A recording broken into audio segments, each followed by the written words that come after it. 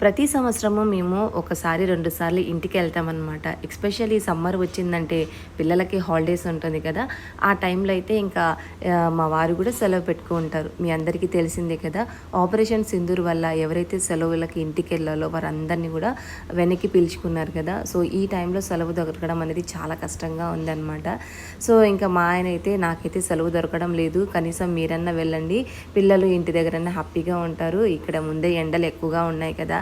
అని మా ఆయన అంటున్నారు. మా అమ్మ ఉండి వద్దులే అమ్మ, పొద్దున ఎప్పుడో డ్యూటీకి మధ్యాహ్నం వస్తాడు, వచ్చి ఆ ఎండలో వచ్చి ఏడ వంట వండుకుంటాడు, వద్దులేండి అనేసి మా అమ్మ అంటుందన్నమాట. ఆమె కూడా ఒక భార్య కదా, సో అలాగా ఆలోచిస్తుంది.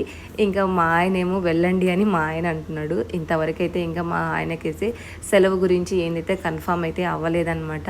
సో వెళ్ళాలో వెళ్ళకూడదో నాకైతే అస్సలు అర్థం కావడం లేదు. మీరేమంటారో కామెంట్ చేయండి. వీడియోస్